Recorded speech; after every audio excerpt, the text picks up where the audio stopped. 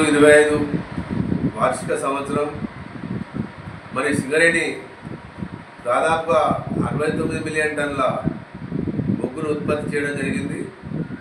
ఇది చాలా పెద్ద లక్ష్యమే కాబట్టి లాభాలు కూడా గణనీయంగా వచ్చేటువంటి అవకాశం ఉంది. దాదాపు 3,000 కోట్లు వస్తున్నాయని అంచనా వేస్తున్నారు అందరూ.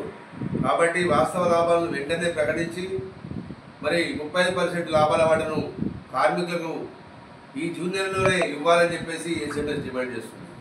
ముఖ్యంగా జూన్ నెలలో సింగరేణి కార్మికులకు మరి ఆ స్కూళ్ళుగా అయితేనేమి, కాలేజీలు అయితేనేమి, వాళ్ళ పిల్లల అవసరాల రీత్యా ఖచ్చితంగా వాళ్ళకి చాలా అవసరాలు ఉంటాయి. కాబట్టి ఈ జూన్ నెలలోనే లాభాలను ప్రకటించాలని చెప్పి మేము గట్టిగా డిమాండ్ చేస్తున్నాం. అదేవిధంగా గడిచిన 15 సంవత్సరాల నుంచి వెళ్ళి, అంటే తెలంగాణ వచ్చినాక కాంచి వెళ్ళి మరి తెలంగాణ వస్తే సింగరేణికి ఏదో లాభం జరుగుతుంది, కొత్త గనులు వస్తాయి, కొత్త పనులు వస్తాయని అందరూ ఆశించారు. కానీ తెలంగాణ వచ్చిన తర్వాత ఒక్క గని కూడా రాలేదు, ఒక్క పని కూడా రాలేదు. ఇది మనం సిగ్గుపడాల్సిన విషయం. మరి ప్రభుత్వాలు అప్పుడు 2014కు ముందు 1,00,000 మంది కార్మికులు ఉంటే ఇప్పుడు 40,000కు దిగజారిపోయినాం. అదేవిధంగా గనులు కూడా 35 గనులు ఉంటాయి, ఇలా 19 గనులు ఉన్నాయి. ఆ గనులు కూడా రాను అన్ని గనులను మూసివేసేటువంటి ప్రక్రియ నడుస్తుంది.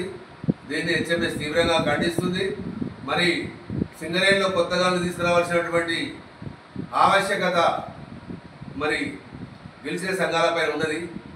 వారు నిమ్మకు నీరెత్తినట్టు కూర్చోకుండా గట్టి ప్రయత్నాలు చేస్తూ మరి కొత్త గనులు, కొత్త పనుల కోసం గట్టి ప్రయత్నం చేయకపోతే మరి మేము ఆందోళనలు చేపట్టాల్సి ఉంటుంది. అన్ని సంఘాలను కలుపుకొని మరి నిరాహార దీక్షలు కానీ లేదా సమ్మెలకు కూడా సిద్ధం కావాలని చెప్పేసి ఈ సందర్భంగా హెచ్ఎంఎస్ డిమాండ్ చేస్తుంది.